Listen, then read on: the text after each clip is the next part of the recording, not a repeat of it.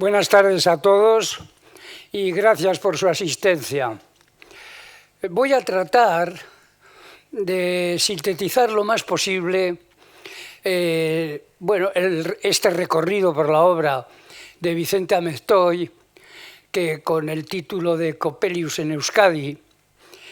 voy a desarrollar ahora. Se trata de encontrar los caminos más importantes, de desbrozar las partes periféricas, de no referirme a aquellas cuestiones que hayan sido caminos colaterales, que aunque importantes, que aunque enriquecedores, pues la obra de Amestoy es verdaderamente rica y variada, pueden entorpecer el entendimiento de la parte medular de su creación. Y es a esta parte medular a la que voy a tratar de referirme de la manera, como digo, más clara, para acercarnos al significado de sus imágenes, a estas propias imágenes, a las influencias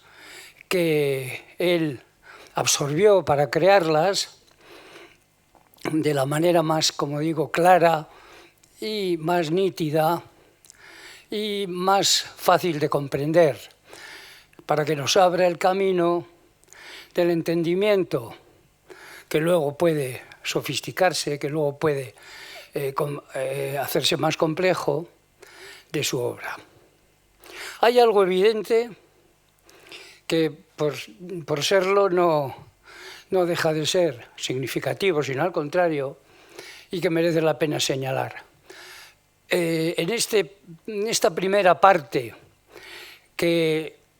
trata de sus características, de las características del estilo del pintor, hay algo que no podemos obviar, que es que toda su obra se refiere a la relación entre la figura, una figura más o menos humana, y diseñada de una u otra forma, y el paisaje. Ahí está todo el desarrollo de su obra, en esa correspondencia, en esa correlación, en las diferentes maneras de relacionarse la figura humana con el paisaje, incluso cuando falta la figura humana, que por lo menos se produce en dos importantes episodios a lo largo de su vida. Esta correspondencia que vemos en estas figuras,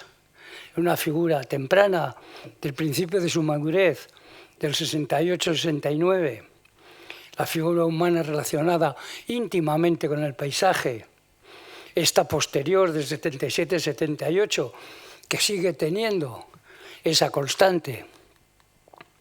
o estas otras más tardías, como esta del 84, distinta también en su forma de relacionar los aspectos humanos, en este caso fragmentarios, con el paisaje, o esta otra todavía más última del ciclo de Remelluri en La Rioja, o incluso en esta, que es una de las finales del año 99,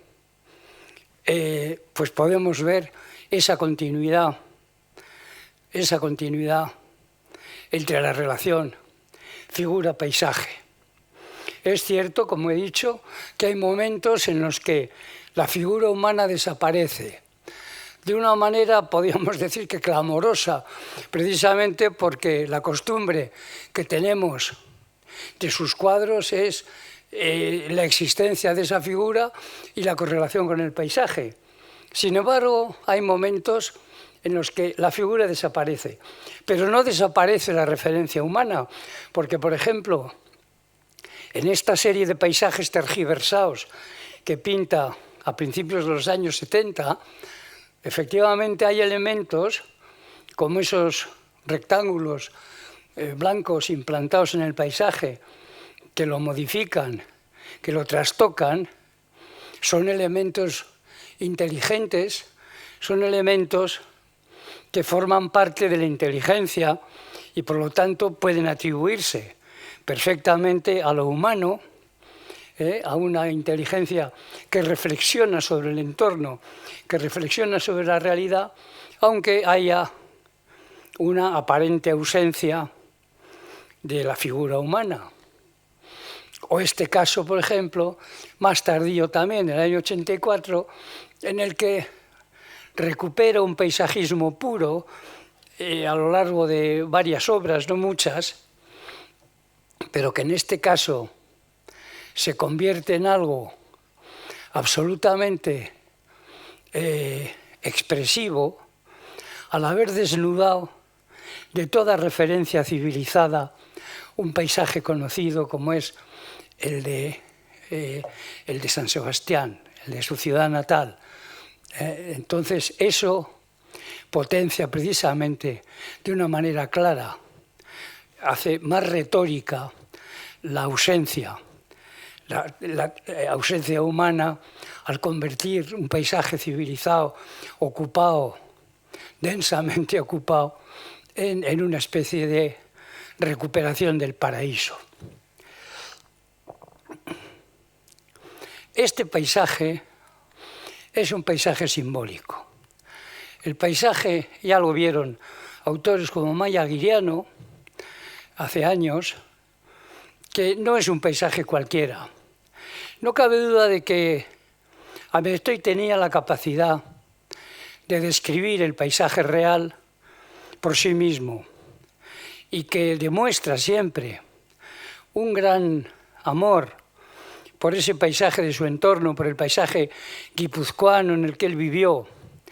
y en el que él se desarrolló, incluso por algún otro paisaje ajeno, pero excepcionalmente dedicado por sus pinceles, porque la mayoría de los cuadros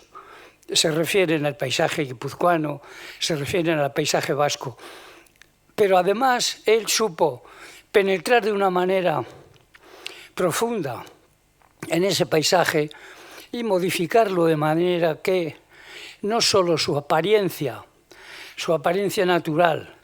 estuviera presente, sino que también sufriera una serie de aspectos que lo iban a modificar, que iban a intensificar su significado, que evidentemente se refieren a aspectos que son tanto psicológicos como históricos. Puede leerse mucha historia de ese entorno, del entorno vasco, de los años en los que el pintor ejerció su trabajo, en esas imágenes de su territorio, en esas imágenes de su paisaje, de manera que puede tenerse, como digo, por un paisaje no naturalista, sino simbólico. Esto nos lleva a otra aseveración también muy evidente, y es que la pintura de Amestoy fue siempre una pintura figurativa. Y esto no tendría mayor importancia si no fuera porque dentro de la evolución del arte vasco de su tiempo, esta aparición de la figuración, de una nueva figuración, después de que los grandes maestros que iniciaron el proceso de la vanguardia vasca de la posguerra civil habían sido fundamentalmente abstractos y precisamente habían hecho de la abstracción una especie de herramienta cultural, de modernidad, de libertad y de identidad que acogió mal este cambio figurativo. No vamos ahora a insistir en este episodio, sino señalarlo simplemente, pero así ocurrió. La mutación que se produjo a lo largo de los años 60 y que tuvo su eclosión en los 70, de una nueva generación en la que Amestoy fue uno de los personajes principales y también fue uno de los primeros, no cabe duda de que es muy importante, muy significativa dentro de esta evolución. Y precisamente el hecho de ser una obra figurativa es lo que le da quizás su carácter más evidente. Una figuración, por supuesto, que a esas alturas no podía ser una figuración convencional. No fue una figuración habitual, no fue una figuración como la que había sido pues la de los pintores vascos anteriores a la guerra. Ni tenía ya mucho que ver con ella, no tenía probablemente casi nada que ver, salvo que el territorio que trataba era el mismo. Pero la figuración de Amestoy ya era una figuración posmoderna, la de Amestoy y la de toda su generación. Una figuración distanciada, una figuración irónica, una figuración dandy incluso en el caso de un grupo de autores donostiarras en el que Amestoy podía integrarse. Una figuración post-pop que tenía una serie de elementos constitutivos que más remitían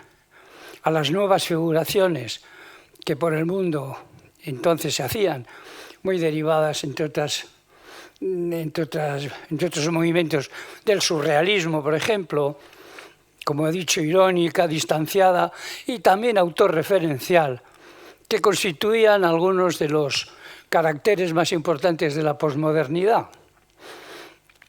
Una de esas características importantes dentro de esta figuración era su adscripción a la cultura popular por algún sitio,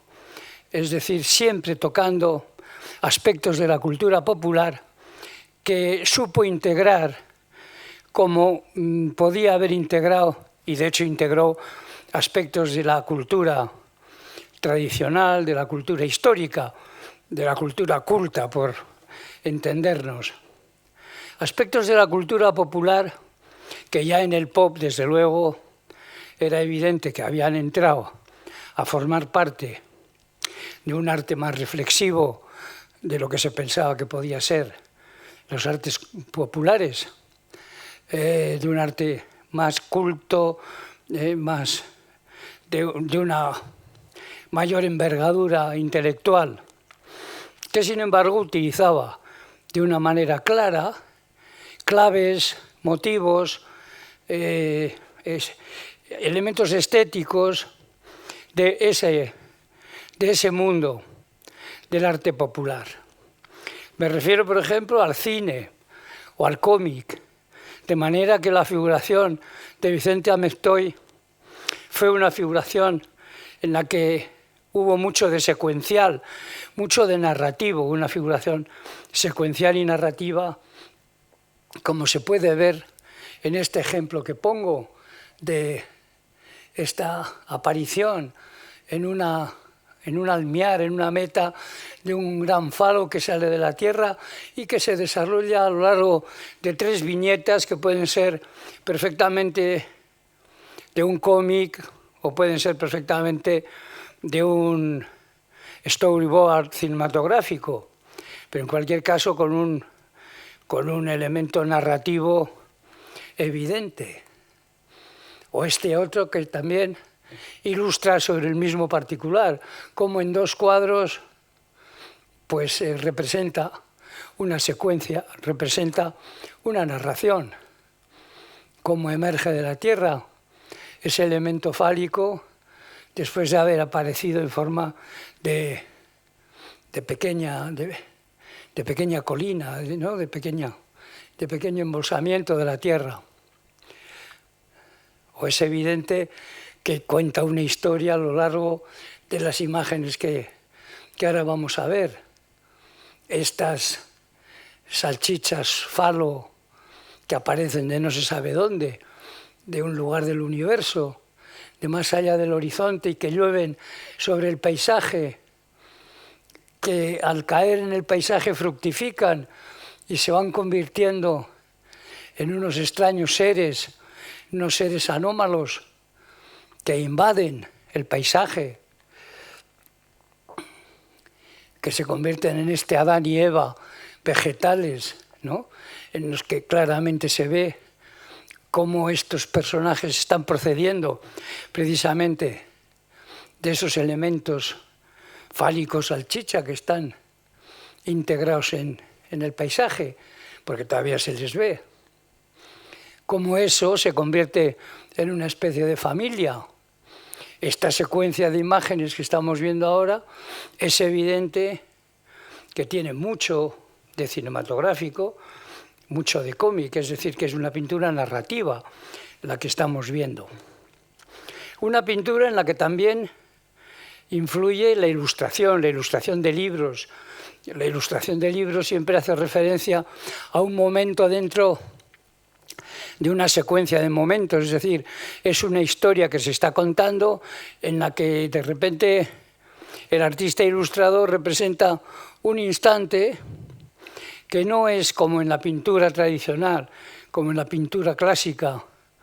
algo que simboliza todo un mundo, sino que simplemente refleja un momento que tiene un antes y un después. Esta imagen concretamente de una obra de Amestoy del año 76, pues ilustra perfectamente que estamos asistiendo a un momento determinado de una historia que no sabemos muy bien qué tiene por delante y qué tiene por detrás, pero que ahí está describiendo ese instante, ¿no? Ese instante que puede venir, como digo, de una estética de la ilustración. O esta otra imagen, por ejemplo, de otro famoso cuadro, un sin título, La Oca, del año 79, en el que esa sonrisa que aparece en la naturaleza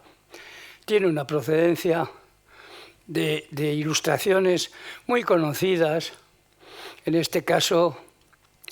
de Alicia en el País de las Maravillas, de Lewis Carroll, del famoso gato de Cheshire, que acaba siendo una sonrisa sin gato, en vez de un gato sin sonrisa. En esta secuencia de ilustraciones de Tenniel, de Alicia en el País de las Maravillas, vemos pues una referencia clara de ese cuadro de Amestoy, que procede de ilustraciones muy famosas. O el propio cartelismo, por ejemplo. El cartelismo fue algo que Amestoy ejercería a lo largo de su vida, pero que muchos cuadros que en principio no tenían por qué tener una vocación cartelista clara, sin embargo, la tenían de una manera más o menos subterránea. Esta figura, por ejemplo, que tiene la cara con el mapa de la península ibérica y que la parte que corresponde a Euskadi está echando humo, es evidentemente un cartel que está significando de una manera muy sintética, de una manera muy cartelista, un episodio histórico que es lo que estaba ocurriendo en Euskadi en el año en que se pinta el cuadro, en 1976, justo un año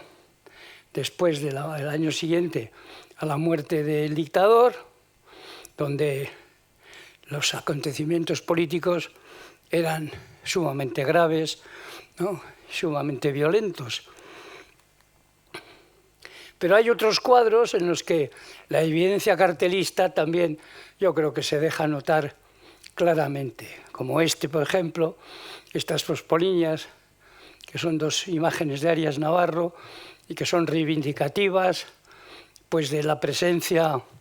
en el territorio del Pinus insignis, como protesta de esa invasión, o también como protesta ecologista por la implantación de fábricas agresivas en el paisaje vasco. Y este cuadro, que evidentemente también, cuadro del año 83, tiene unas claras connotaciones cartelistas. También la fotografía está presente. La fotografía en la pintura europea había estado presente desde el impresionismo, pues porque desde que aparece. Los pintores usaron mucho la fotografía y la incorporaron a su manera de de ver la realidad, a su manera de enfocarla, a su manera de crear los puntos de vista, ¿no?, de sus cuadros. Pero es evidente que este cuadro, por ejemplo, del 73, pues tiene un punto de vista fotográfico, o este otro también, ¿no?, más tardío, de 1999, un grabado. Es evidente que es la fotografía la que está debajo de esa manera de angular, de esa manera de describir el plano, ¿no? Y en estos personajes herbáceos, que aparecerán luego en nuestro recorrido enseguida, pero que ahora presento para que se vea la influencia de otro elemento, que es el otro elemento popular, en este caso popular tradicional, que como es el folclore. No cabe duda de que detrás, y esto, vamos, lo explicaba el propio pintor, detrás de esta tipología de personajes herbáceos, de esta especie de espantapájaros, bueno, pues había una serie de elementos folclóricos a quien él mismo, Vicente Amestoy, se refería, como podían ser los personajes del Carnaval de Lanz, que él era consciente de haber tomado de estas transformaciones vegetales esa tipología de personaje. Del Carnaval de San Silvestre en el cantón de Appenzell, en Suiza, en la que los personajes, como veis, se visten de disfraces herbáceos, de ramas y de raíces, y que recuerdan absolutamente a los personajes que después iba a hacer Amestoy. O volviendo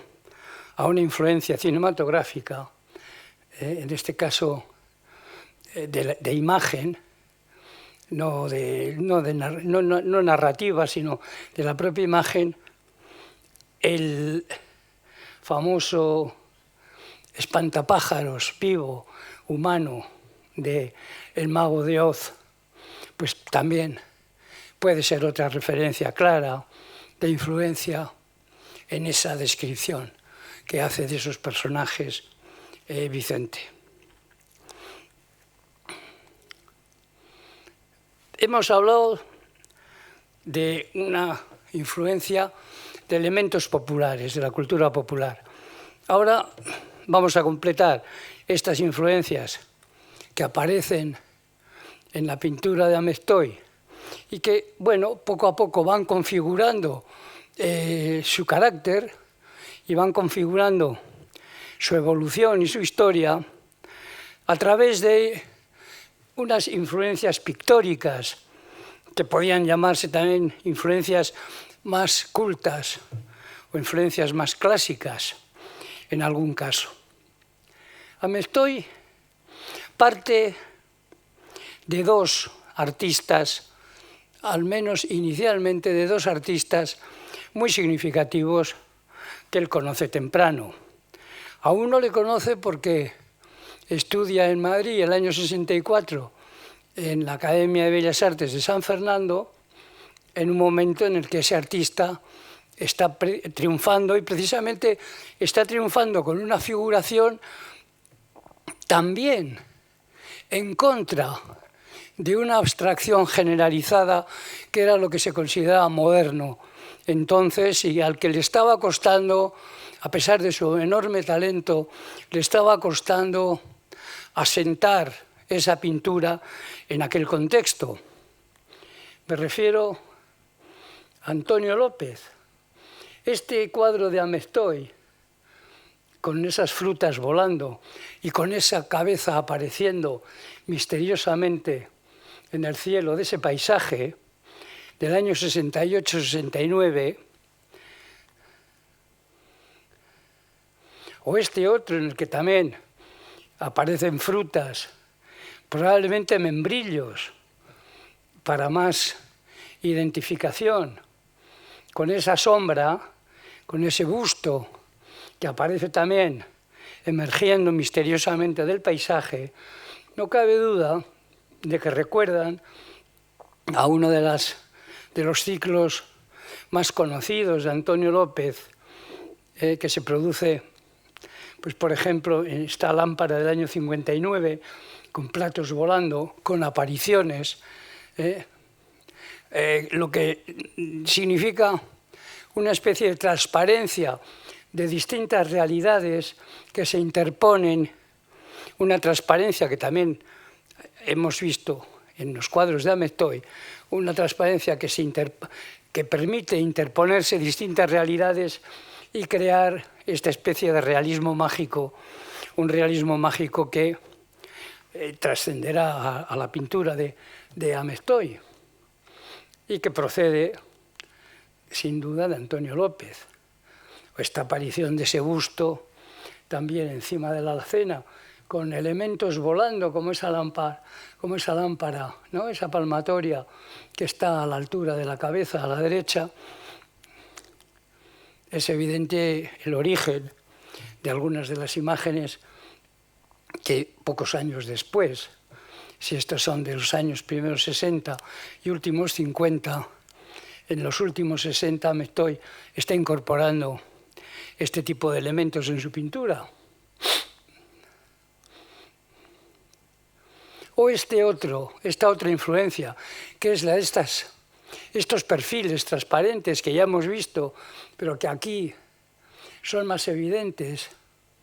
y que evidencian también con esos cielos que se ve a través del perfil de las figuras, que en un cuadro posterior siguen existiendo, además con una tipología mucho más clara. Vean esa línea de figuras que tienen en su interior cielos con nubes. Es evidente de dónde vienen, de Magritte.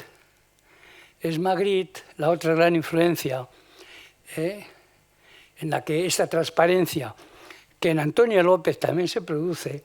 pero aquí se produce en la pintura de Amestoy mucho más textualmente, incluso con la utilización de cielos y nubes de la misma manera, o de paisajes, que no solo cielos, sino también paisajes terrestres, como en este caso, que se trasladan a la pintura de Amestoy.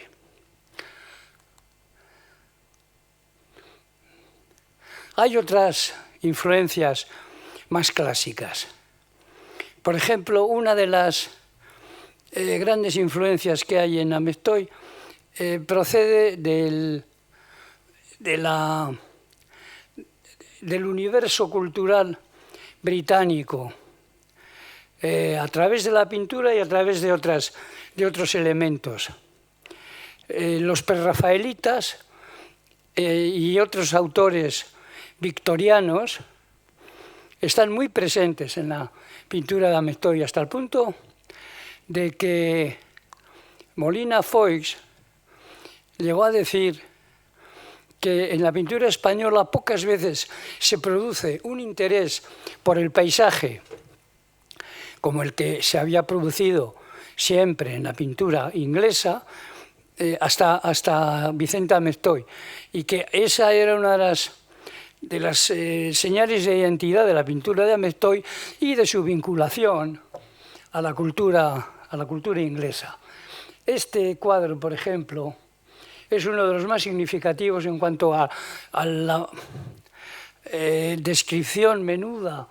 de una realidad herbácea, de una realidad en la que no solo estamos viendo la textualidad del paisaje, como antes comentábamos, sino algo que está por debajo de ese paisaje. Precisamente Molina Foix traía a colación palabras de Ruskin para hablar de los prerrafaelitas, de los pintores prerrafaelitas, diciendo que tenían esa capacidad, que no solo sabían describir directamente y con gran penetración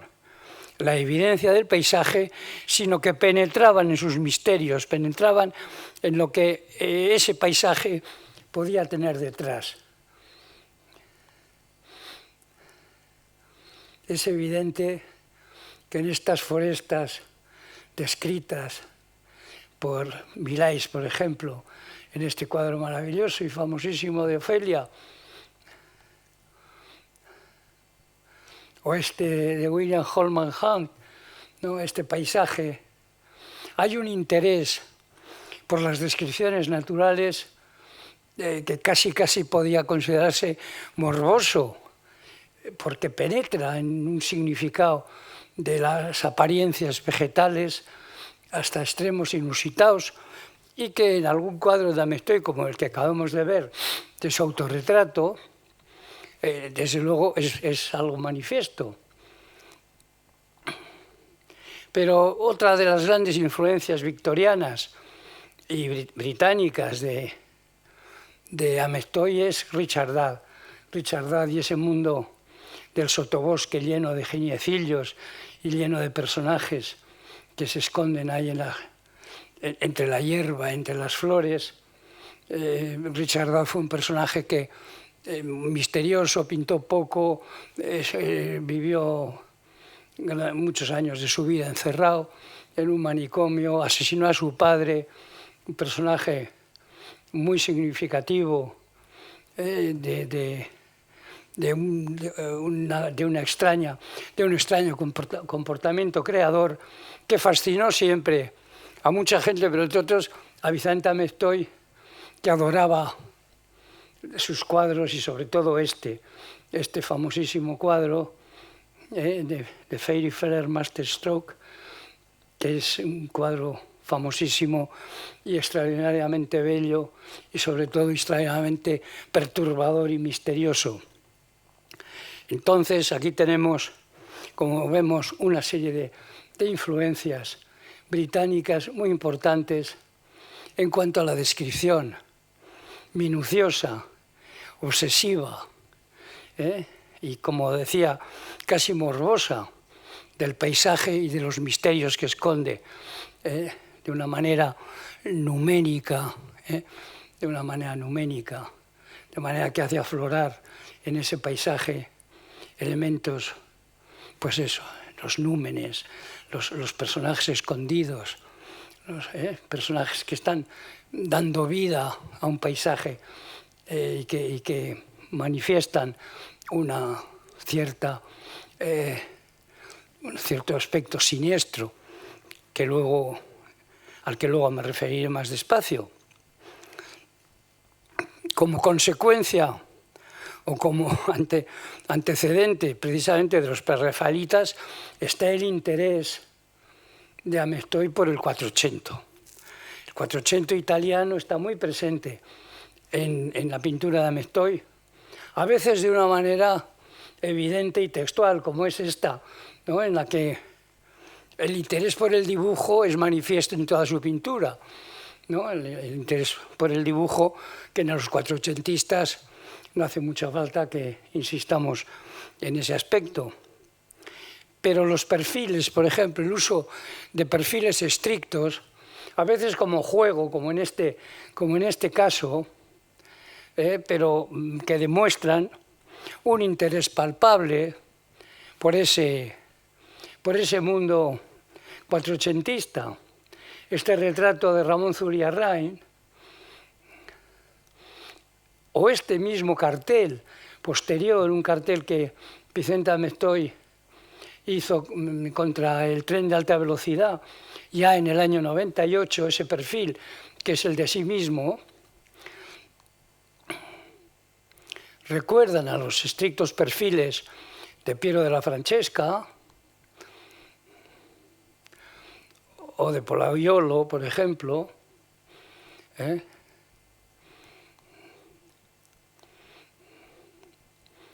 Y otro aspecto también que parece contradictorio, pero que se produce tanto en Amestoy como en los cuatrocentistas, es el hieratismo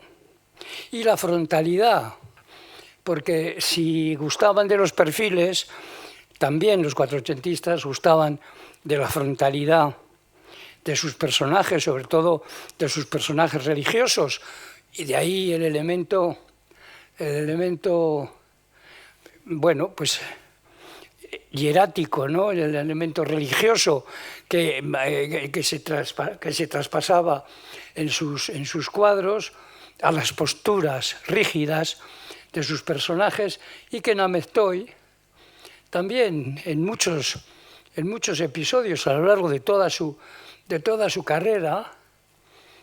recoge.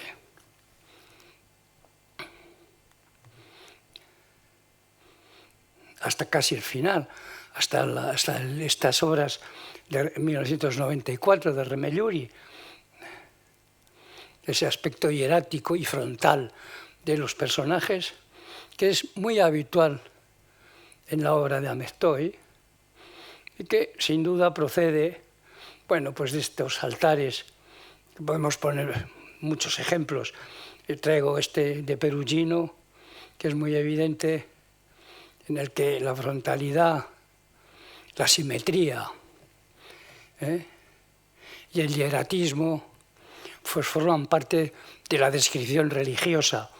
que se quiere hacer, ¿no?, de estas sagradas conversaciones.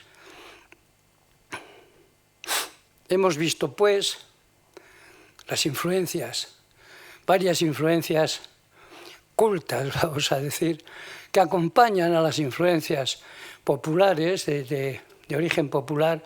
y que componen así pues todo un mundo de referencias que van a ser no solo evidentes en lo que las imágenes van a producir, sino que también van a tener importancia en el significado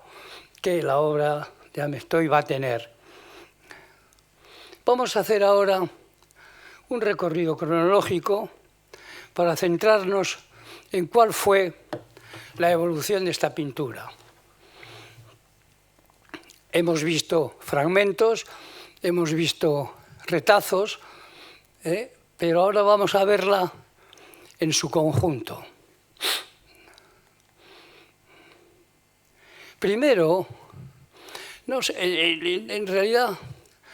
yo creo que se pueden hacer unos 10 grupos, más o menos, porque es muy difícil a veces qué fronteras, dónde estableces las fronteras de unos grupos y de otros. Pero hay como 10 grupos más o menos caracterizados en la pintura de Nameztoy, uno de los cuales es el primero, que es un grupo muy heterogéneo. Él, en sus primeros años, antes del 68, que es cuando entra en una madurez que puede decirse que ya es el inicio de una continuidad en su pintura, de una evolución más o menos coherente. Antes del 68, él hace hincapié en muchos caminos diferentes, hasta el punto de que José Aillón, el crítico, que era amigo de la familia y siguió su pintura desde muy temprano, hacía un señalamiento claro de lo diversas que habían sido los intentos creadores de Nameztoy y contradictorios, ¿no? Ahora voy a repasar unas cuantas obras que, bueno, pues ahí quedan como piezas de juventud que no son significativas a la hora de señalar sus grandes caminos, esos que son los que estoy intentando desbrozar, pero que, bueno, que tienen su interés, porque además no están exentas de calidad las obras que presentamos. Esta especie de expresionismo, luego esto probablemente influida por la pintura de su tío Gonzalo Chillida,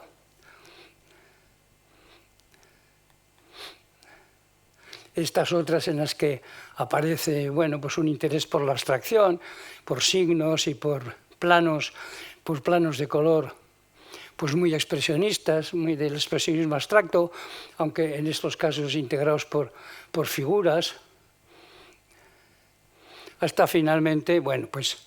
empezar ya con lo que hemos visto, que era el inicio de su madurez. La influencia de Antonio López y de ese mundo de realismo mágico, que es en el que casi siempre se va a mover entre ese surrealismo, realismo mágico, y que se inicia sin duda aquí, al calor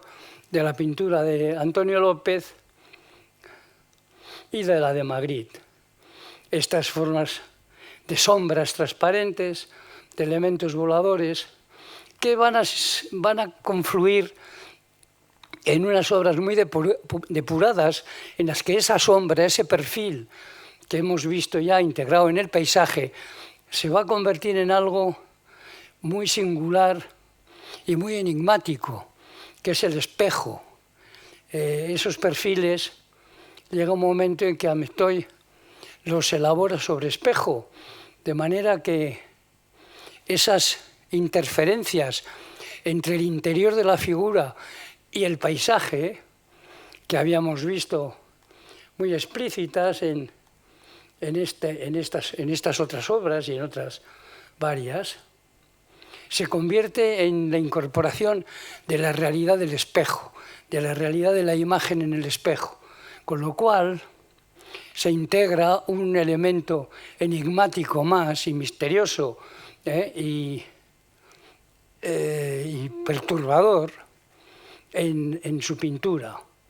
Hay que tener en cuenta que en esos espejos no solo se ven los espectadores en cada momento y toda la realidad que ahí se representa, una realidad que es lógicamente movible según qué esté reflejando el espejo, sino que en un momento determinado el propio artista, pues por lo menos dos de estas imágenes especulares fueron representación del propio perfil del artista, y el propio artista se tuvo que ver reflejado durante el tiempo en el que ejecutaba la obra, con lo cual se introduce muy claramente otro motivo,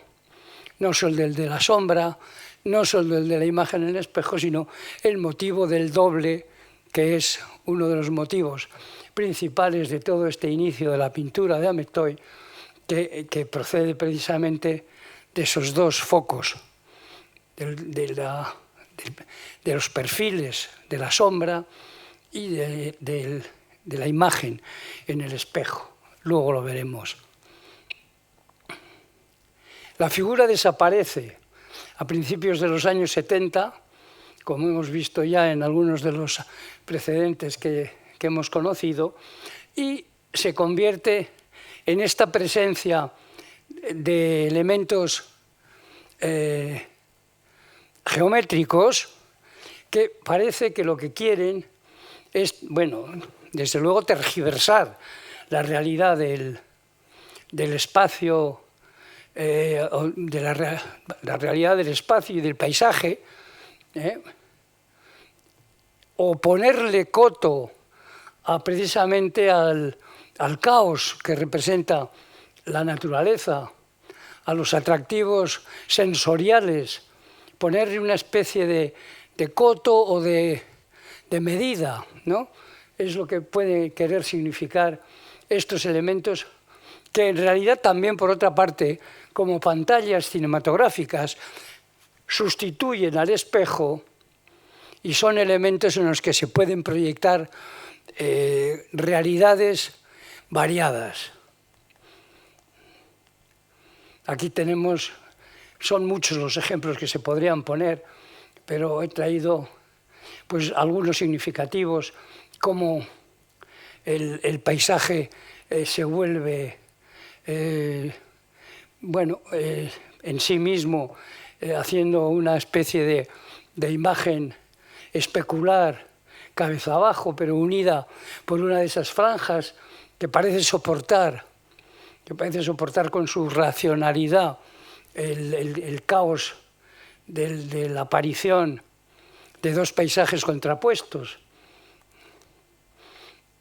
O esta implantación, que es evidente que crea una situación bueno, racionalizadora, y que recuerda precisamente, por eso es quizá más fácil interpretar en este sentido, que recuerda una imagen cinematográfica. Hemos hablado del cine y seguiremos hablando, porque la influencia del cine en la obra de Amestoy no solo es una influencia de tipo narrativo, como habíamos visto, sino temático también. O sea, no solo es estético, sino temático el abordaje que Amestoy hace del cine y de muchas cuestiones significativas de películas y de movimientos y de temáticas que van a tener una gran importancia, que la tuvieron en su momento como tal cine y que la van a tener también en el contexto de la pintura de Amestoy. Esto recuerda al monolito de Kubrick de la película 2001. Aquellos monolitos aquel monolito que caía del cielo y que establecía la racionalidad, que era el que, de una forma casi mística, transformaba a los habitantes simiescos, a los primeros antropoides terrestres, los transformaba en hombres y les producía, por su presencia, la inteligencia, ¿no? Y donde se iniciaba de una manera más clara los últimos pasos de la evolución en el proceso de hominización. Es muy probable que Amestoy conociese, como toda su generación conocíamos, la película de Kubrick, que se había hecho en el año 68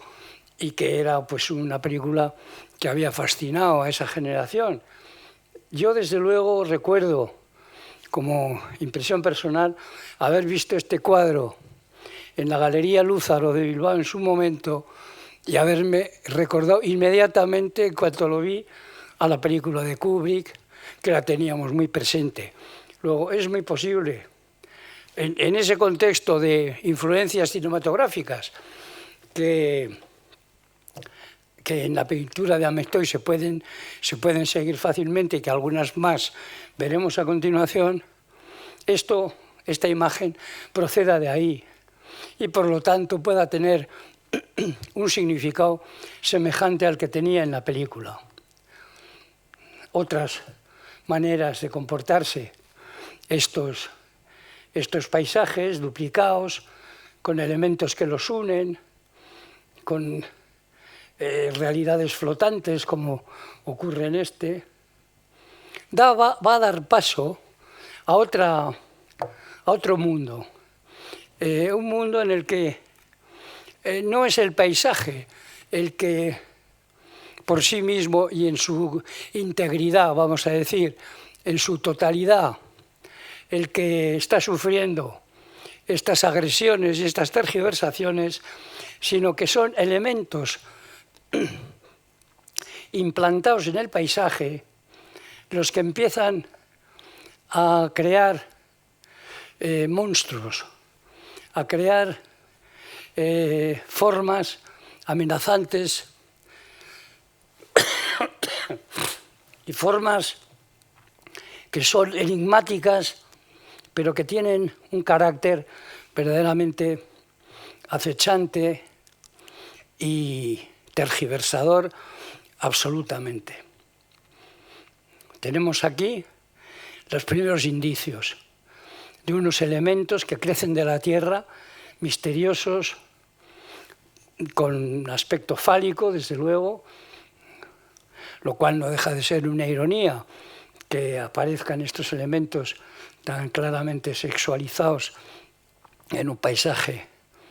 tan ideológicamente casto como el paisaje vasco. Aquí aparecen estos elementos y van a desarrollar unos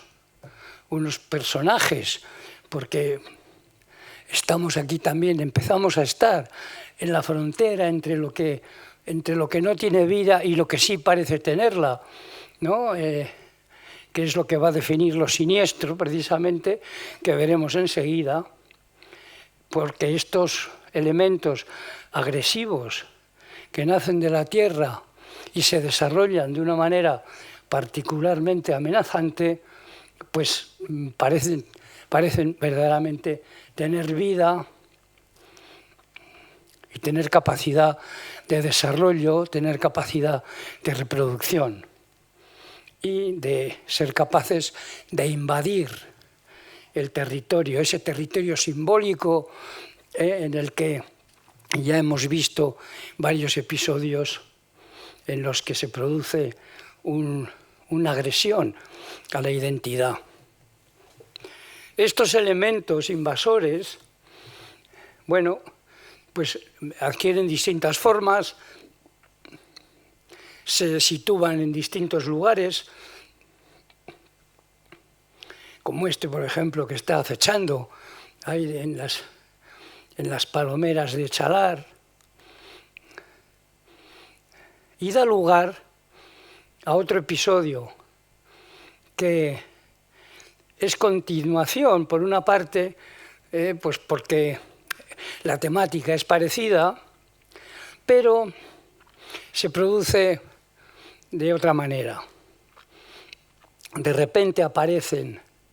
unos elementos salchicha, unos elementos fálicos de procedencia difícil de determinar, como vemos en este cuadro, que aparecen pues, en el horizonte o que aparecen o que caen del cosmos, lo mismo que ocurría con el monolito de Kubrick, y que se van instalando y que van invadiendo el paisaje. Al caer, germinan y se transforman en elementos extraños, en unos humanoides vegetales, fundamentalmente vegetales, hechos a base de hierbas, de palos, de membranas, etcétera, que van adquiriendo formas humanas hasta convertirse, bueno, pues en personajes que humanoides, como en esta especie de Adán y Eva, que es evidente de dónde proceden, ¿no? Como he dicho antes, pues ya habíamos visto esta imagen, cómo fructifican, cómo se convierten en esa especie de espantapájaros humanos, a los que en algún momento todavía les quedan partes membranosas de su forma anterior, de su forma de huevo o salchicha, como es ese elemento con la herida que hay en el suelo, que parece que por esa herida pues va a desarrollarse un nuevo ser. Unos elementos herbáceos que tienen capacidad de reproducirse, como demuestra pues este bebé, ¿no? Que desde luego pues, ha nacido de padres herbáceos, lógicamente.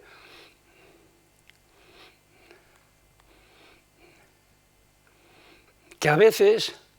toman el aspecto de personajes conocidos. Esta es una representación pues, de un personaje cercano al pintor, en el que se aprecian elementos pues, como el de la barra de labios, o el del pelo, por ejemplo, o el pelo pelirrojo, etcétera, que son elementos reconocibles de un personaje concreto y que tiene están construidos con toda esa parafernalia vegetal, ¿no? Que veíamos procedente de los carnavales populares, tanto de suizos como el de Lanz, o del espantapájaros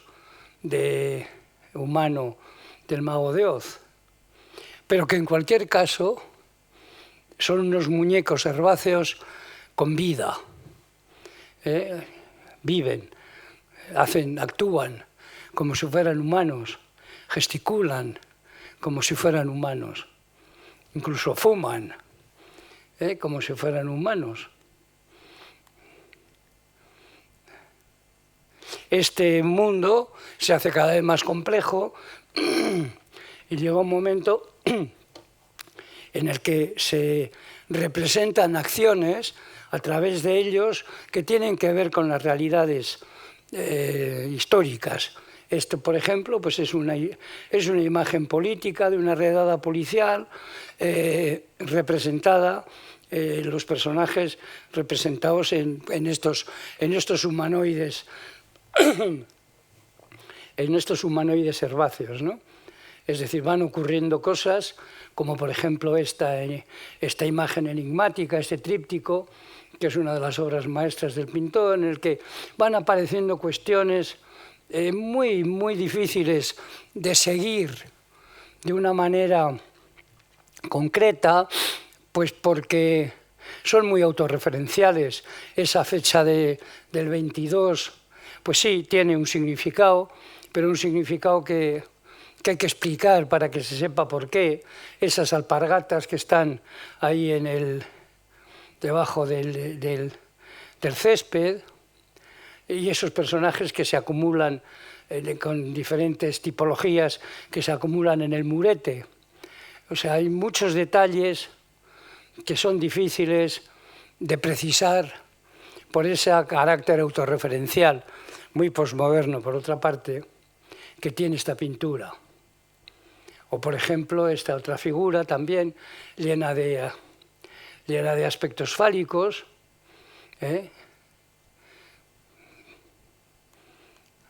riquísima, o sea, en su morfología, riquísimas estas figuras, porque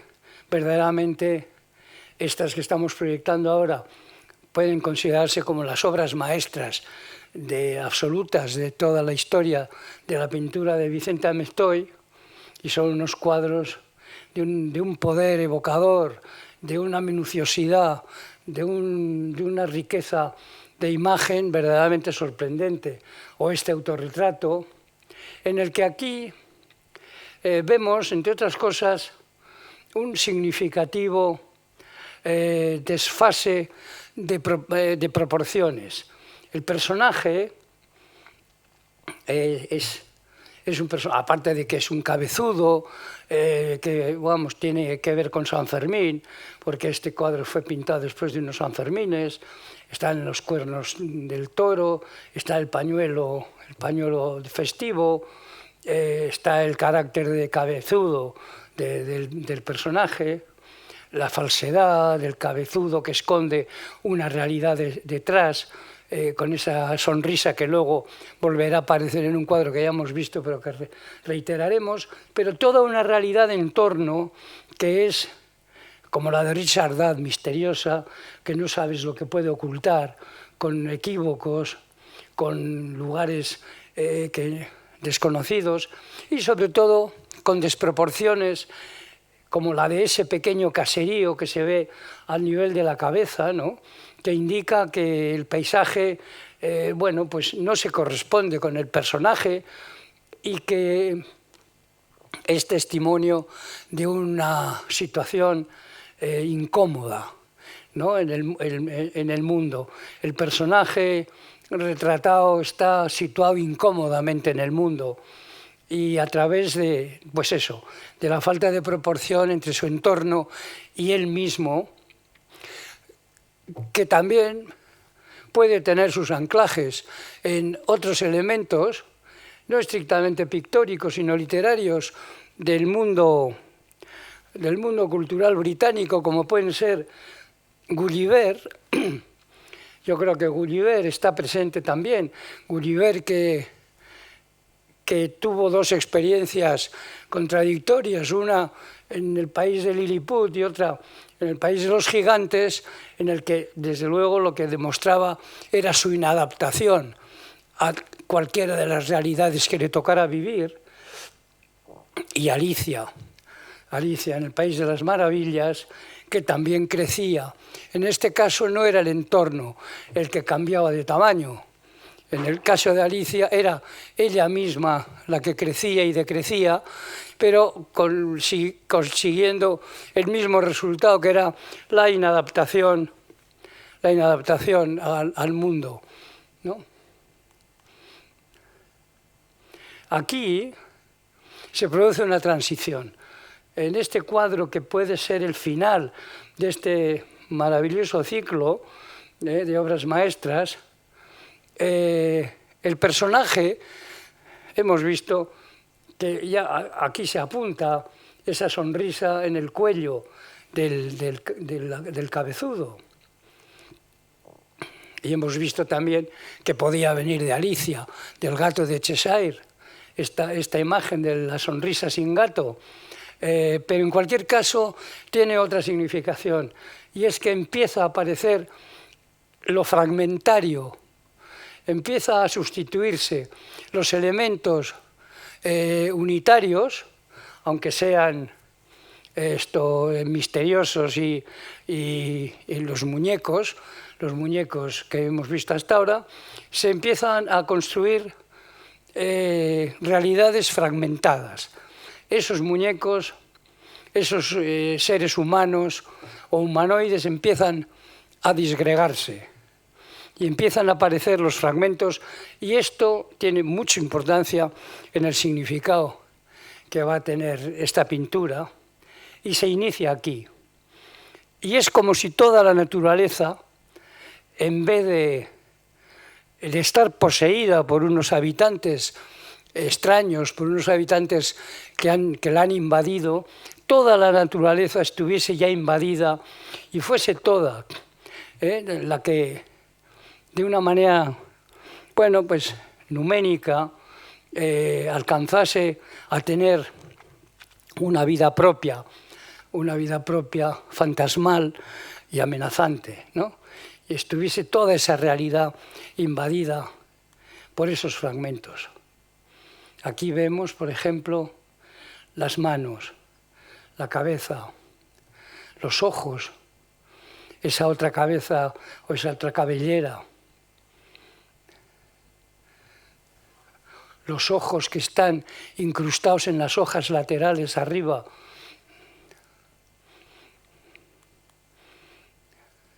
o aquí ya que llega a un extremo absoluto de disgregación de los elementos, ¿no? Cómo se integran en la naturaleza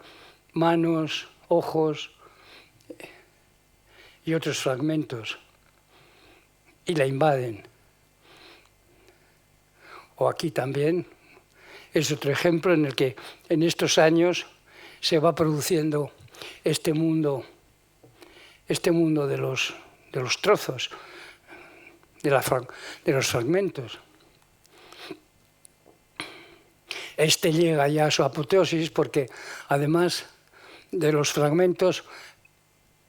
es el mundo de las repeticiones, los labios, los ojos se repiten de una manera obsesiva. O luego, que también convive con este mundo fragmentario, hemos visto ya esta imagen, pero Amestoy hace una serie de cuadros, pocos, en los que el paisaje vuelve a reinar él por sí mismo, como este, por ejemplo, y el anterior, y algunos cuadros más. O sea, él va haciendo experimentos en este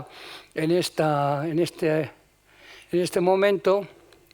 a lo largo de bastante tiempo, porque sus circunstancias personales pues no le iban a permitir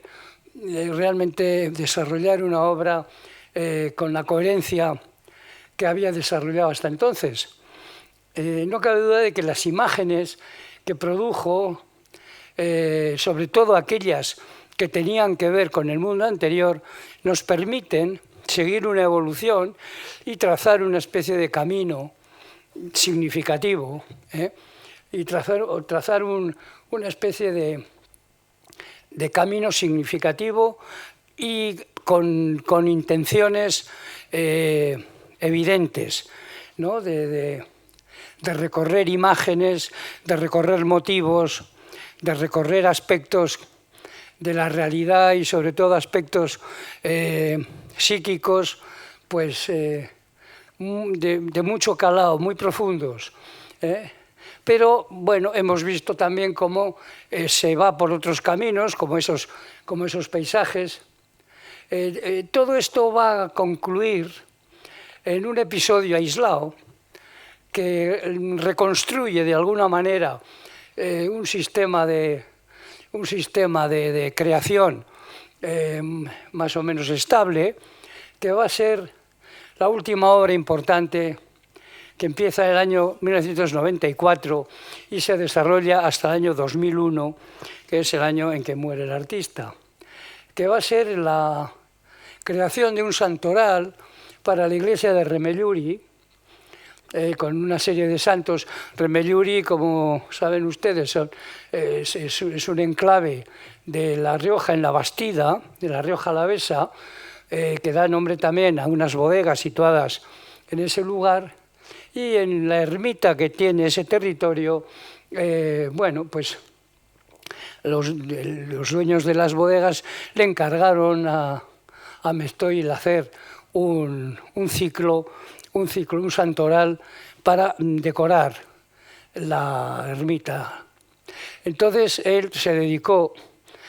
prioritariamente, no únicamente, porque hizo otras cosas en paralelo, pero desde el año 94 hasta el 2001,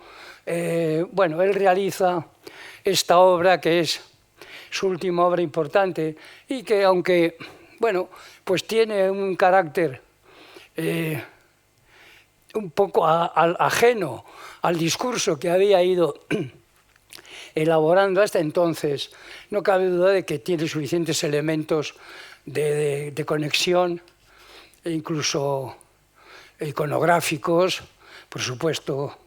es la misma figuración, es el mismo interés por el paisaje, la figura frente al paisaje, etcétera. Es decir, que los elementos básicos son los mismos que los que habían funcionado hasta entonces, pero visto desde otro punto, desde otro lugar de creativo, y que produce pues este último ciclo, en el que aparecen una serie de santos retratados en enclaves del territorio riojano, de los alrededores de la Bastida, de los alrededores de la propia ermita.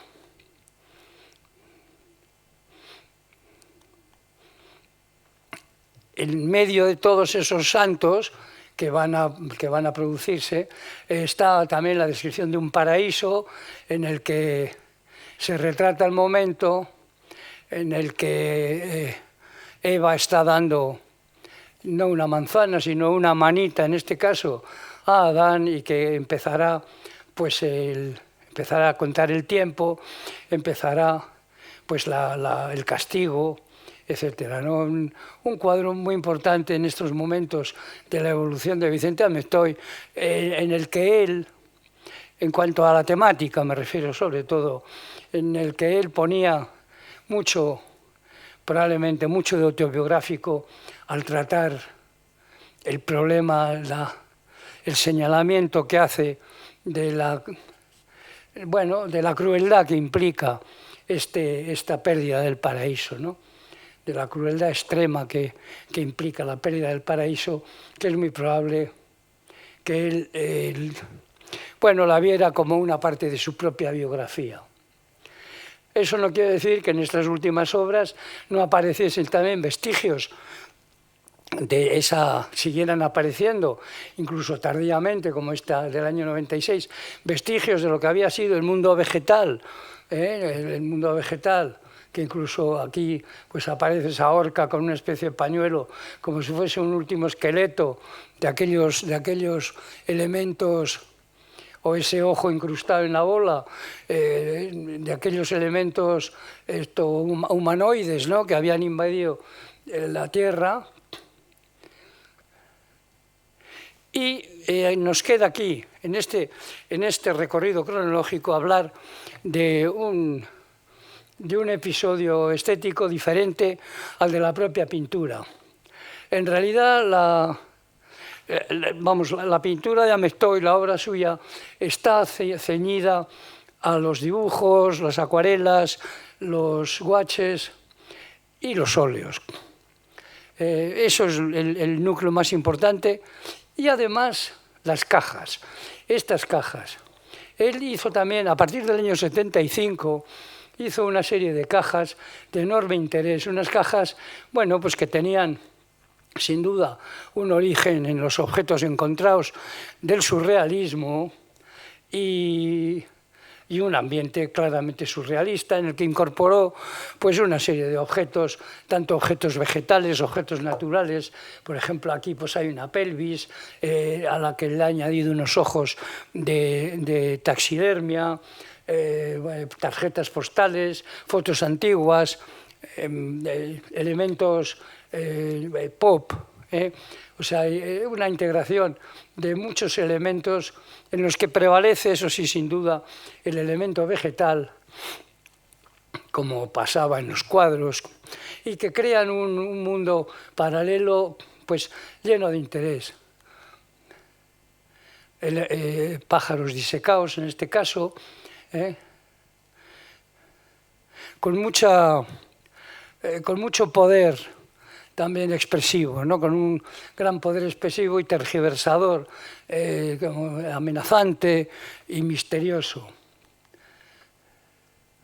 En este caso tenemos que buscar, lógicamente, el origen de estas cajas en las de Joseph Cornell, porque aunque Kurt Schwitt también había hecho cajas, pero eran más formalistas, más referidas al mundo del cubismo, y el que introduce el elemento surrealista, el elemento de los objetos que al mezclarse forman realidades distintas y fantasiosas, es Cornell, y es a las cajas de Cornell a las que debemos de remitir. Aquí vemos un par de ejemplos de cajas de Cornell a las que debemos de remitir el mundo de Amestoy. Es muy interesante cómo se narra el origen de la creación de estas cajas en las visitas al bosque, esa relación que el pintor y otros pintores del momento tenían, una relación verdaderamente casi mística con el paisaje, con el bosque, con los elementos, las enramadas, con las hojas, con el sotobosque, con el humus, y cómo de ahí sacaron elementos para crear este mundo de las cajas. Bien, hemos hecho pues un recorrido por las características, las influencias y luego pues por el devenir de la pintura de Amestoy de una manera cronológica. Yo creo que ya tenemos suficiente acopio de imágenes y suficiente acopio de referencias como para tratar de ver un poco qué significa todo esto, qué hay detrás. Es evidente que hay elementos que caracterizan la obra de Amestoy y que tienen una clara referencia psicoanalítica. Son elementos verdaderamente procedentes de tres territorios, los que podemos analizar y ver cómo se integran unos en otros y cómo aparecen con distintos significados. Uno que anclaríamos en los mitos antiguos. Los mitos griegos, en la mitología griega, la mitología romana, aspectos que pueden ser referidos con respecto a ese mundo mitológico. Otros que sin duda alguna tienen que ver con el mundo de lo terrorífico, con el mundo de lo misterioso, con el mundo de los terrores infantiles que están anclados en el hombre desde siempre y que sobre todo tienen una manifestación muy clara en nuestra cultura. No significa que no la tengan antes, pero que tienen una manifestación más clara y reiterada en el mundo de los cuentos románticos, en el mundo del prerromanticismo y del romanticismo. El prerromanticismo me refiero, bueno, pues a los antecedentes que pueden ser, por ejemplo, pues las narraciones góticas, y que luego tienen una continuidad evidente en el mundo de las películas, de las películas de terror, ya en el siglo XX. Y luego está el mundo del psicoanálisis que, bueno, pues ha esclarecido muchas de esas imágenes procedentes de la mitología y muchas de las imágenes también procedentes de esas visiones espontáneas que han tenido muchos de los autores, muchos de los escritores de ese romanticismo que han descrito todo ese mundo de los terrores, todo ese mundo de distintos aspectos de lo siniestro, que estudiaremos según las ideas de Freud y precedido por Jung. Bueno, aquí que tenemos los primeros síntomas, vamos a decir, de ese mundo son estas sombras. Es la sombra, los perfiles. La sombra no tiene siempre por qué ser oscura, la sombra puede ser clara también. En el caso de Amestoy, esa sombra no se suele producir como sombra oscura, se suele producir como sombra clara. Y en este caso, ya lo hemos comentado algo antes, no solo está el mundo de la sombra, sino está el mundo de la imagen en el espejo. Ambas cosas, la sombra y el espejo, son imágenes determinantes de uno de los terrores más generalizados en todo ese mundo que he descrito, en el mundo del gótico, de la narración gótica, en el mundo de los cuentos románticos, del terror moderno, e incluso del cine expresionista, por ejemplo,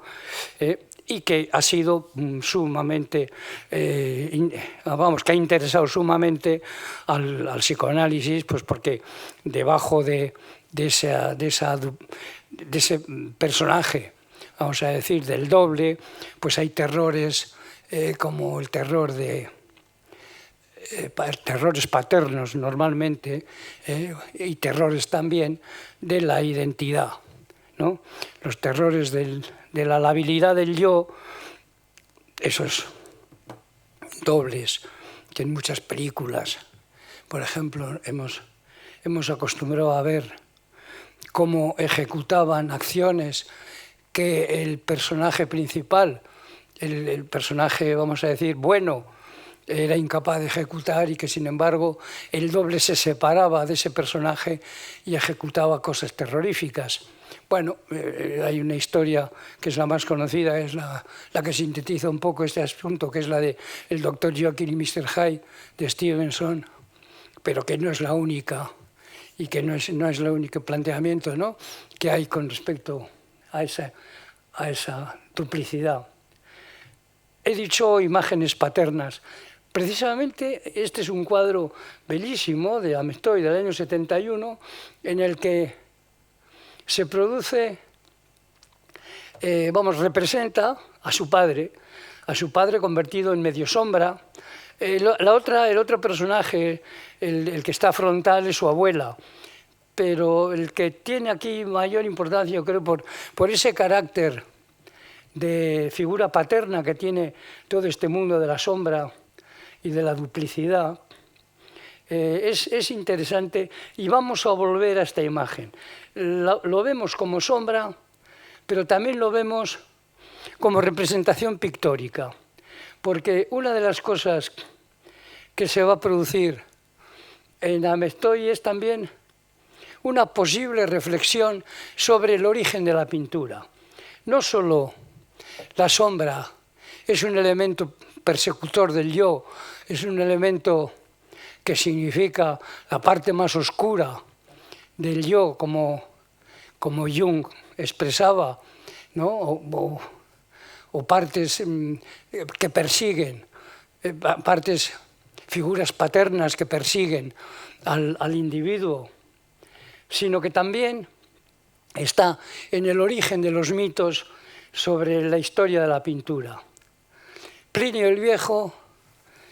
habla de cómo la pintura se crea en una historia muy conocida, pues porque una muchacha pintó el perfil de su novio, en la pared antes de que él se fuera. No se especifica muy bien a dónde se iba y qué pasó con él, pero se supone que iba a la guerra y que murió. Con lo cual, la historia de la pintura empieza siendo la historia de una carencia, la historia de una ausencia, es decir, es la recuperación de ese presente que desaparece y la sustitución, un elemento sustitutivo de la realidad. Esta es la historia de Plinio, para decir que la pintura había nacido aquí. También la escultura, porque esta chica de la historia de Plinio era hija de un alfarero. Entonces el alfarero lo que hace es rellenar la sombra con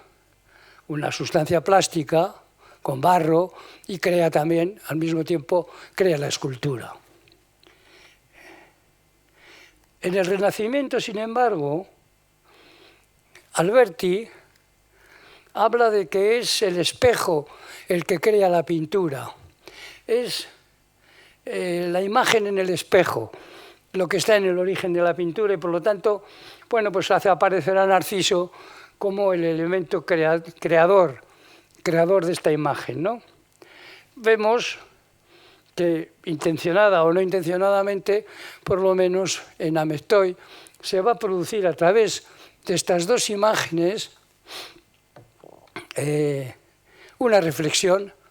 sobre lo que es la pintura, ¿no? Y sobre cuál es el origen de la pintura, puesto que usa las dos, usa la sombra y usa la imagen en el espejo. La sombra, como digo, tiene también un elemento terrorífico que se ha usado hasta nuestros días y que se sigue usando, ¿no? Por ejemplo, este es una imagen de Nosferatu, de Murnau, ¿no? En el que la sombra de Drácula pues es un elemento fundamental de expresión, y todo el expresionismo alemán, que trata de muchos de estos temas bueno, al fin y al cabo estaban más o menos en el núcleo cultural en que Freud había desarrollado sus teorías psicoanalíticas y sus análisis de todo este mundo. Pero sobre todo esto nos hace recordar que no es tan terrorífica casi la sombra como su carencia. Es decir, que es todavía más terrorífico en los relatos y en el propio análisis del yo, la carencia de sombra o la carencia de imagen. Recordemos que los vampiros no tenían imagen en el espejo, que Dante se horrorizaba en la Divina Comedia de ver que Virgilio no tenía sombra. O sea que la carencia de la sombra, entre otras cosas, además, la carencia de sombra es uno de los elementos significativos del complejo de castración, pues es algo que se ha detectado desde siempre como algo tan terrible como la propia amenaza de la sombra, que, pues eso, que se ha considerado también, pues la sombra es la parte más oculta del yo, como dice Jung, la parte que el yo no quiere reconocer, donde se acumulan, le llama la sombra a esa parte del inconsciente, donde se acumulan las partes más negativas de la personalidad y las partes con las que menos quiere el yo enfrentarse, ¿no?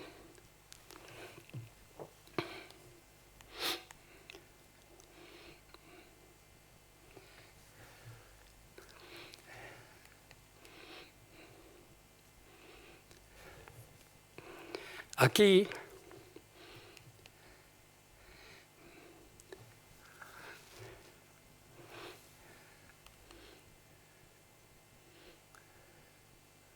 vemos que otro de los episodios que se producen en la pintura de Amestoy después de haber tratado de ese tema de la sombra y del espejo, y de la inestabilidad del yo, también manifestado a través de todos estos subterfugios en el paisaje,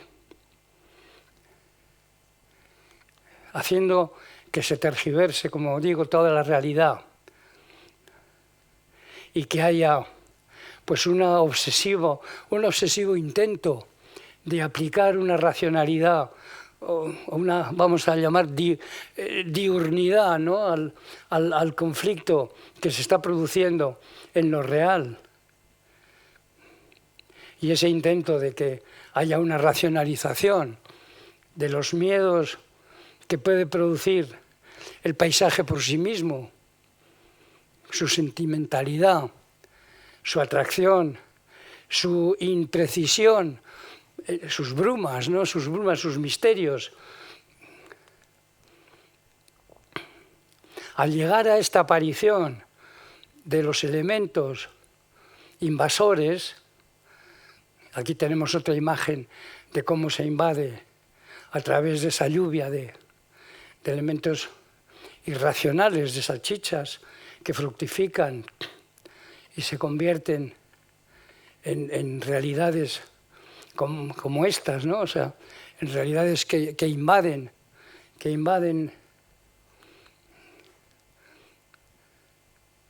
Ahí como tenemos otra de las, vamos a decir, otra de las influencias que confluyen en ese cine que hemos hablado de la influencia cinematográfica, como digo, en esta generación fue muy grande y en Amestoy hay muchos aspectos que aquí no puedo tratar, que son relativos al cine, intervenciones, etc. Él tenía una relación con el cine muy estrecha y es absolutamente pensable que todo este tipo de influencias es clarísima. Películas como La invasión de los ladrones de cuerpos, por ejemplo, es algo que parece que está hecho para describir a estos personajes de Amestoy, ese mundo de la ufología que estuvo tan de moda en los años 40 y 50, las amenazas de los ovnis, las amenazas, bueno, que en muchos aspectos tenían interpretaciones políticas. En Estados Unidos, sobre todo, pues era la amenaza del comunismo, era la amenaza del macartismo, a las que muchas de estas películas hacían referencia, ¿no? Pero es que, curiosamente, La invasión de los ladrones de cuerpos es una película en la que los invasores son unos elementos vegetales, como podemos ver en estas imágenes de la película, en la que son unas vainas las que poseen, las que al abrirse poseen el cuerpo de los personajes hasta no llegarse a saber quiénes son, ¿no? Quiénes son los invadidos y quiénes son los que no han llegado a ser invadidos. Ahí hay una vaina, ¿no? y un camión lleno de vainas. Además, en la primera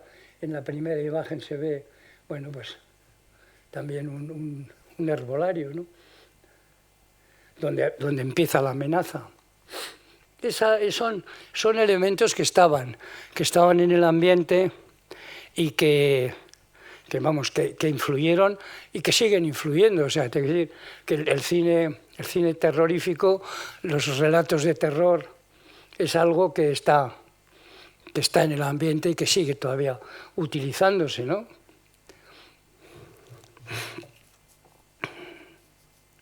O sea, que son aspectos, hemos visto algunos aspectos de la mitología y otros aspectos de las narraciones de terror. Y luego está el psicoanálisis, bueno, pues que está como dando el significado. Este problema de la sombra y el doble, la melancolía y el duelo, la inestabilidad de los escenarios y su interpolación, la metamorfosis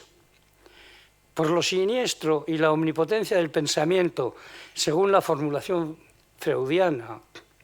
es decir, por los muñecos articulados capaces de manifestar vida o la fragmentación de los miembros del cuerpo humano como testimonio del complejo de castración, llenó los cuadros de Amestoy de una imaginería visionaria y de sorprendente eficacia. Y es que vamos a ver que a través de ese concepto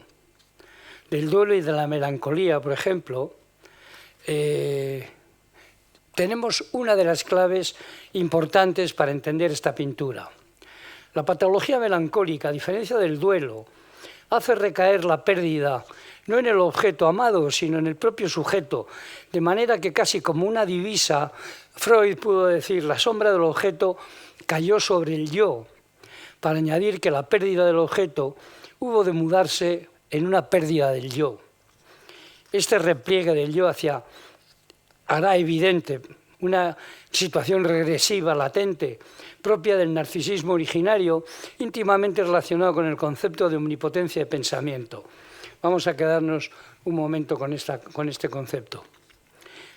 También podemos referirnos al sentimiento de vacío, tal y como lo estudia René Roussillon,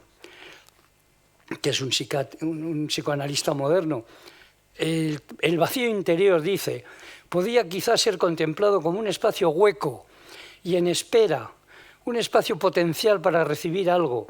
El sentimiento de vacío puede ser contemplado como el efecto en el yo de la sombra de un objeto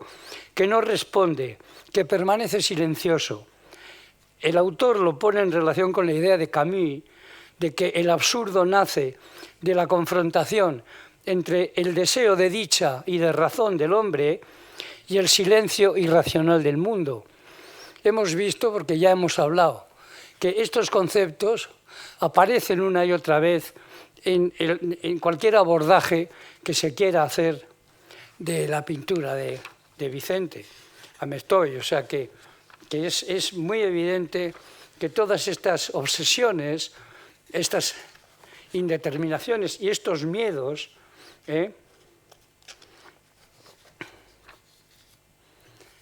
están presentes y son lo que vertebra todo este mundo. Freud escribió un famoso texto el año 19 que se llama Lo siniestro, que también a veces se ha traducido por lo ominoso. Freud lo hace relacionarse con lo terrorífico, con lo que excita angustia y horror.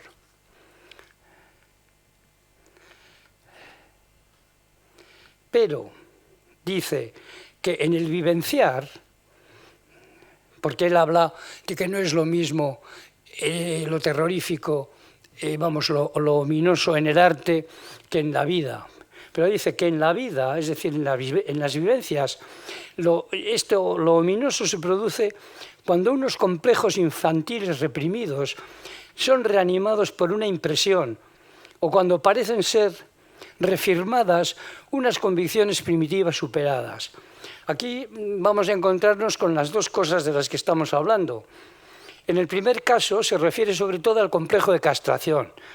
y en el segundo a las antiguas creencias derivadas de la omnipotencia de las ideas y la inmediata realización de los deseos.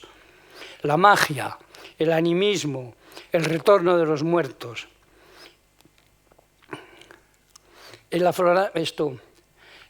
Ahora hablaremos del afloramiento del complejo de castración en la obra de Mestoy, pero también puede decirse que en ella aparece el animismo en aquellos casos en que la naturaleza parece estar poseída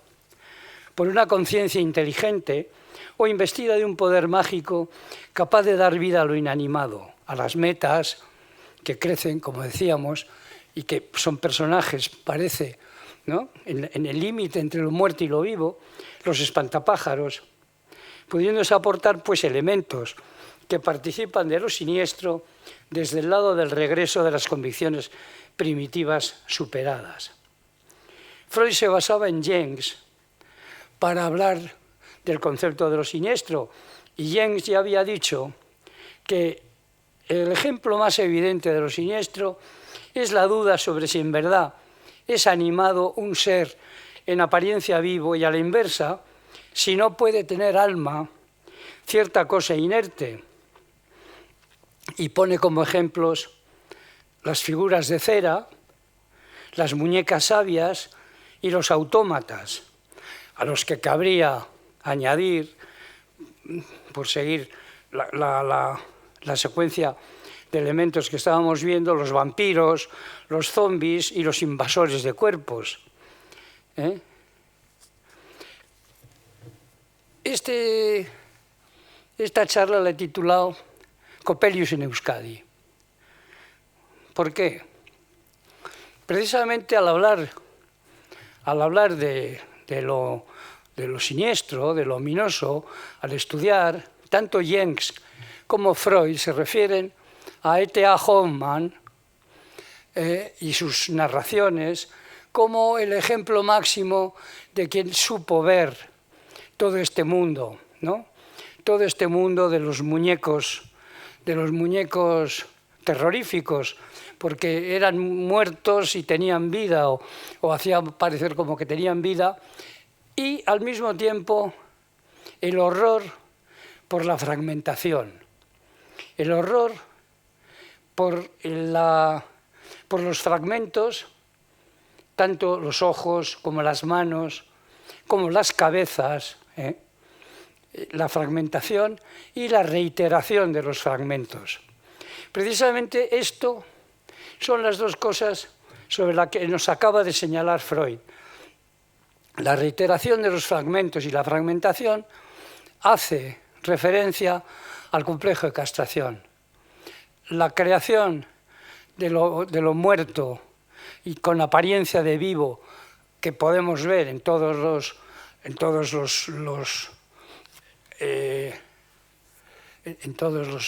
espantapájaros herbáceos que hemos estado viendo en la pintura de Mestoy, pues hace referencia precisamente a la capacidad de la omnipotencia del pensamiento. La omnipotencia del pensamiento es esa figura infantil por la cual el niño cree que puede hacer vivir a sus juguetes, que puede hacer vivir a sus creaciones muertas, ¿no? Y que desde luego se produce claramente en algunos de los relatos. Coppelius en Euskadi. Coppelius es un personaje de un cuento muy famoso de E.T.A. Hoffmann que se llama El hombre de la arena. El hombre de la arena incluye estas dos obsesiones y, por lo tanto, esas dos partes en las que Freud divide la aparición, o esos dos orígenes que da Freud para la aparición de lo siniestro o de lo ominoso, se producen en ese cuento. Es la historia de Nathaniel, un niño que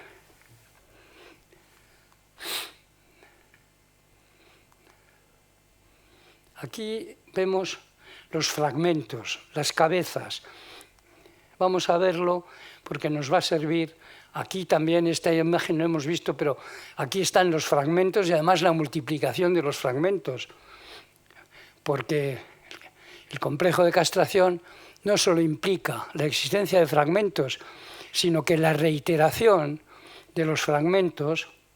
es una de las obsesiones del complejo de castración, y sobre todo si se produce con imágenes fálicas, como en este caso, sobradamente reiteradas en este cuadro que también lo hemos llegado a ver. Los cuentos nocturnos del año 1817 de Hoffmann tienen uno fundamental, que es El hombre de la arena. El hombre de la arena, Hoffmann mismo hizo este dibujo en el que se ve a un niño aterrorizado a la izquierda, al padre que está recibiendo a un personaje enigmático y siniestro, que es precisamente Coppelius. Bueno, ¿cuál es el relato? Coppelius solía venir por las tardes a visitar al padre de Nathaniel y hacían experimentos alquímicos hasta que un día el padre muere y Coppelius desaparece. Pero de alguna manera el niño identifica las visitas de Coppelius con las amenazas que su madre le hacía de que le iba a visitar el hombre de la arena, hasta creer que Coppelius era efectivamente el hombre de la arena. Y el hombre de la arena, ¿por qué producía terror? Es un poco como el hombre del saco que nosotros tuvimos en nuestro entorno infantil. El hombre de la arena se dedicaba, llevaba un saco de arena que echaba a los ojos de los niños hasta conseguir que los ojos se les reventaran y se les salieran de las órbitas, con lo cual los niños se quedaban ciegos. Entonces, este terror es un terror del complejo de castración, como todos los fragmentos. Alguien le preguntó, ¿por qué pintas tantas cabezas? Y dijo, un psiquiatra amigo mío me ha dicho que es complejo de castración. Las cabezas de Mishima y de María Antonieta que hemos visto, pero no solo las cabezas, sino ojos. Los ojos es un elemento también componente del complejo de castración muy importante y que es sustitutivo de la propia castración, de la castración, vamos a decir, textual. De hecho, ¿qué hace Edipo en vez de castrarse? Se arranca los ojos en un elemento sustitutorio y vamos a decir que edulcorante de la castración, ¿no? Que es como lo trata Freud. ¿Cómo sigue la historia? Nathaniel pues, está enamorado de una chica con la que se va a casar y al cabo de los años encuentra otra vez al personaje de Coppelius, que es un óptico, que entonces se llama Coppola, y bueno, que tiene un amigo, este Coppelius, tiene un amigo, el profesor, que es un profesor, que se llama Spallanzani, que tiene una hija de la que Nathaniel se enamora perdidamente. La ve desde su casa, cómo se mueve por la casa de Spallanzani y se enamora de ella, sin saber que esta chica, que se llama Olimpia, es un muñeco, no es real. Entonces se enamora de un muñeco que en un momento determinado se lo disputan Spallanzani, que es el que ha creado el sistema de relojería que mueve el muñeco, y los ojos que se los ha puesto Coppelius, y luchan los dos por la posesión de la muñeca Olimpia, los dos constructores, y la destrozan. Y rueda por el suelo la cabeza de Olimpia y queda Olimpia desmembrada y despedazada. Entonces, bueno, pues Olimpia es un personaje muy conocido, pues porque se ha hecho, por ejemplo, primero el ballet Coppelia de Delibes, del año 71, 1871. Es una representación, el de la muñeca Ofelia, perdón, Ofelia no, la muñeca Olimpia, es muy conocida y muy divulgada precisamente por eso, por el ballet, por la ópera de Offenbach, Hoffmann, los cuentos de Hoffmann. Es un elemento que es muy uso. Incluso William Powell y Pressburger hicieron una famosa película que se llamaba Los cuentos de Hoffmann en 1951. Bueno, es para ver las imágenes de la muñeca, ¿no? De la muñeca Olimpia. Bueno, pues esto es lo que es como la esencia de la otra parte porque esto pertenece a la omnipotencia del pensamiento, es decir, a esa parte de lo siniestro en la que lo vivo cobra, o lo muerto, mejor dicho, cobra vida con el deseo de la omnipotencia del pensamiento, mientras que por el otro lado teníamos el complejo de castración a través de los ojos, de las cabezas, de todo ese mundo de las fracciones, ¿no? del fraccionamiento. Bien, y yo creo que con esto tenemos unas pautas, por lo menos para darnos cuenta de lo complejo que es el mundo de Vicente Amestoy, lo acertado